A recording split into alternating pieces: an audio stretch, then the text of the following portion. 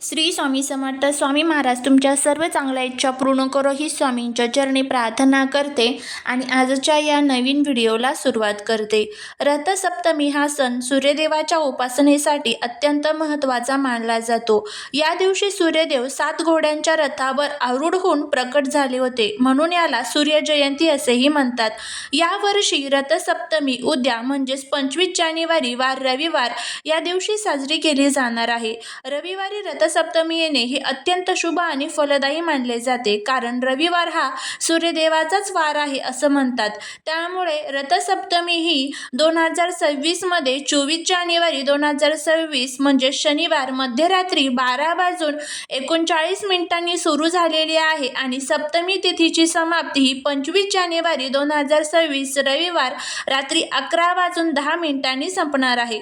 त्यामुळे उदया तिथीनुसार 25 जानेवारी रोजीच रथसप्तमी ही साजरी केली जाणार आहे.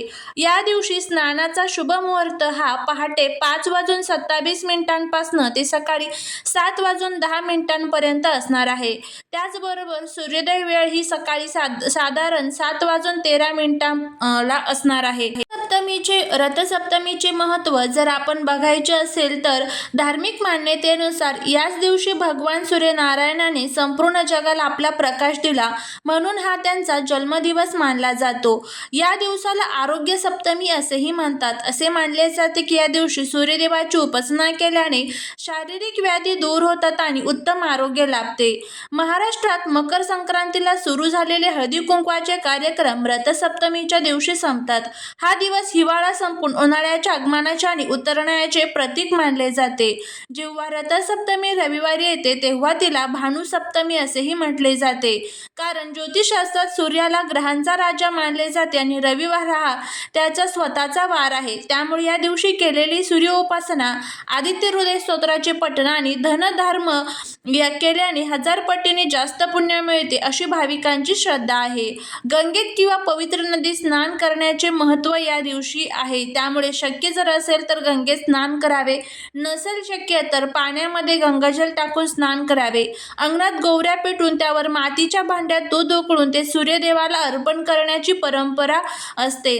त्याचबरोबर अंगणात सूर्याच्या रथाची रांगोळी काढण्याचे देखील महत्त्व आहे.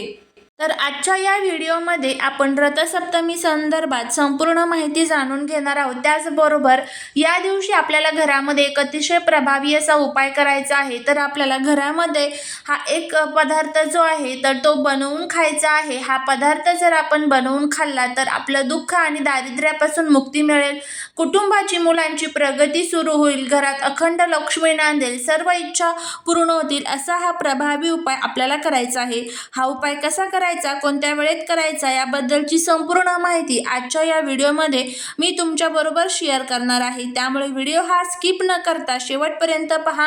चॅनलवरती जर नवीन असाल तर चॅनलला सबस्क्राईब करून कमेंटमध्ये ओम सूर्याय नमः लिहायला अजिबात विसरू नका, जेणेकरून सूर्यदेवांची तुमच्यावर भरभरून अशी कृपा होईल. रथसप्तमीच्या दिवशी घरामध्ये सूर्यदेवाची पूजा करणे अत्यंत साधे पण प्रभावी मानले जाते. या दिवशी स्नान झाल्यानंतर आपल्याला तांब्याच्या कलशात पाणी घेऊन त्यात लाल फुले, अक्षदा, थोडे कुंकू टाकावे. सूर्याकडे तोंड करून पूर्वेला दोन्ही हातांनी पाणी अर्पण करावे. अर्घ्य देताना ओम गृणी सूर्याय नमः या मंत्राचा जप करावा. घराच्या अंगणात किंवा पूजेच्या ठिकाणी सूर्याच्या 7 घोड्यांच्या रथांची रांगोळी काढावी, किंवा मग तुम्ही सूर्यदेवाची एखादी प्रतिमा सुद्धा ठेवू शकता, नाहीतर एखादा पेपरवरती हा रथ जो आहे तर तो काढू शकता. या दिवशी सूर्यदेवाला अनेक प्रकारचे धान्य जे आहे तर ते अर्पण केले जातात. रथसप्तमीला सप्तधान्य अर्पण करण्याचे विशेष महत्त्व आहे, कारण ते समृद्धीचे प्रतीक मानले जाते. गहू, तांदूळ, हरभरा, मूग, उडीद, तीळ आणि जव किंवा मसूर ही आपल्याला अर्पण करायचे आहे. हे कसे अर्पण करायचे तर एका स्वच्छ पाटावर किंवा ताटात लाल कापड अंथरावे. त्यावर या सप्तधान्यांच्या छोट्या ढिगाऱ्या कराव्यात किंवा 7 धान्य एकत्र मिसळून रथांच्या रांगोळीवर अर्पण करावेत. काही ठिकाणी 7 धान्य एका तांब्या पाण्याच्या पात्रात भरून ती सूर्यदेवासमोर ठेवली जातात आणि पूजा झाल्यानंतर ती दान केली जातात. सूर्यदेवाला प्रिय असलेल्या वस्तू अर्पण केल्यास पूजा पूर्ण होते. त्यामुळे लाल फुले, विशेषतः जास्वंद किंवा कण्हेर, लाल चंदन, लाल अक्षदा, सूर्य हा गव्हाचा अधिपती आहे म्हणून गव्हाचे पदार्थ अर्पण करावे. अंगणात मातीच्या सुगड्यामध्ये भांड्यात दूध उतू घालावे. ते दूध उकळून सांडू द्यावे आणि ज्याला दूध आटवणे म्हणतात, हे सूर्याला नैवेद्य म्हणून अर्पण केले जातात. काही लोक स्नानाच्या वेळी डोक्यावर रुईची पाने ठेवतात. पूजेतही रुईची पाने आणि जी फुले आहेत तर ती अर्पण केली जातात. या दिवशी एक अतिशय प्रभावी असा मंत्र आपल्याला म्हणायचा आहे, तो म्हणजे सूर्यदेवांचा मंत्र आहे. तो मी तुम्हाला डिस्क्रिप्शन बॉक्समध्ये नक्की देईल. त्यानंतर बघा, पूजेनंतर तुम्हाला आवर्जून सूर्यदेवांची उपासना करायची आहे. ओम सूर्याय नमः या मंत्राचा जप करा. आदित्य हृदय स्तोत्र, त्याचबरोबर सूर्यदेवांचे सूर्याष्टकम, हे सर्व स्तोत्र आणि मंत्रांचं घरामध्ये पठण करण्याचा प्रयत्न करा. आणि त्यानंतर घरातील दुःख आणि दारिद्र्य दूर करण्यासाठी काही प्रभावी असे उपाय केले जातात. आणि रथसप्तमीच्या दिवशी शक्य असल्यास पूर्ण दिवस मीठ विरहित अळणी जेवण करावे. सूर्याच्या व्रतामध्ये मिठाचा त्याग केल्याने शरीरातील रोगराई दूर होते आणि मानसिक बल वाढते. यामुळे घरातील नकारात्मकता कमी होण्यास मदत होते. या दिवशी आर्थिक टंचाई, कामातील अडथळे दूर करण्यासाठी रथसप्तमीला सकाळी सूर्योदयानंतर आदित्य हृदय स्तोत्र 3 वेळा वाचा.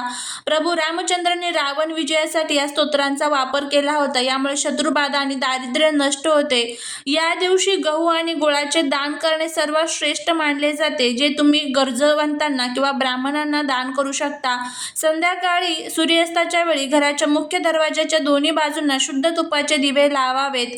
तसेच घराच्या अंगणात जिथे सूर्याचा प्रकाश पडतो तिथे तुळशीजवळ दिवा लावून सूर्यदेवाला सुख शांतीसाठी प्रार्थना करा. घरात सतत पैशांची चणचण भासत असेल तर रथसप्तमीच्या दिवशी एका तांब्याचे नाणे किंवा तांब्याचा छोटा तुकडा घेऊन तो पूजास्थानी ठेवावा. त्याची पूजा करून ते आपल्या तिजोरीत किंवा पैशांच्या पाकिटात ठेवावे. तांबे हे सूर्याचे धातू असल्याने ती समृद्धी खेचून आणते.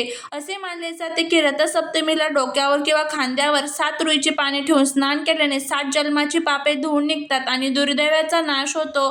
पाने ठेवताना नमोस्तो सूर्यदेवाय असा जप करावा. ह्या सर्व गोष्टी आपल्याला रथसप्तमीच्या दिवशी करायच्या आहे. आता त्यानंतर आपण बघूया की रथसप्तमीच्या दिवशी भगवान सूर्यदेवांची विशेष कृपा मिळवण्यासाठी, घरातील दारिद्र्य दूर करण्यासाठी आपल्याला हा एक पदार्थ जो आहे तर तो बनवायचा आहे. आणि तो पदार्थ आहे ते म्हणजे गव्हाची खीर किंवा गव्हाचा एखादा गोड पदार्थ आणि दूध यांना अत्यंत महत्त्वाचे आहे. तर बघा, आपण हे रथसप्तमीला गव्हाची खीर किंवा गुळ घातलेला भात, गुळाचा भात बनवून सूर्यदेवाला नैवेद्य दाखवणे, तो प्रसाद म्हणून ग्रहण करावा. कारण गहू हा सूर्याचा धान्य आहे आणि गहू हे सूर्यदेवाचे प्रिय धान्य आहे. जेव्हा आपण गव्हाचा पदार्थ बनवून तो सूर्याला अर्पण करतो तेव्हा आपल्या कुंडलीतील सूर्य प्रबळ होतो. गुळ हा सूर्याचे प्रतीक आहे आणि दूध चंद्राचे. या दोघांच्या मिश्रणाने बनलेला पदार्थ शरीरात सकारात्मक ऊर्जा आणि तेज निर्माण करतो. आणि रथसप्तमीच्या दिवशी इच्छापूर्तीसाठी हा गव्हाची खीर जी आहे जर तुम्ही बनवली तर भगवान सूर्यदेव हे आपल्यावरती खूप जास्त प्रमाणामध्ये प्रसन्न होतात आणि त्याचबरोबर घरातील दुःख आणि दारिद्र्य दूर होते. गव्हाचे पदार्थ दान केल्याने आणि खाल्ल्याने अन्नाची कमतरता कधीच भासत नाही. अन्नपूर्णा देवी आणि सूर्यदेव प्रसन्न राहतात.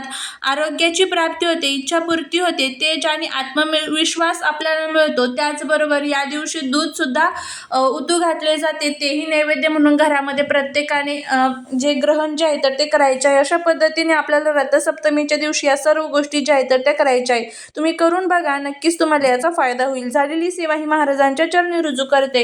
व्हिडिओ जर आवडला तर लाईक, शेअर आणि सबस्क्राईब करायला विसरू नका. श्री स्वामी समर्थ.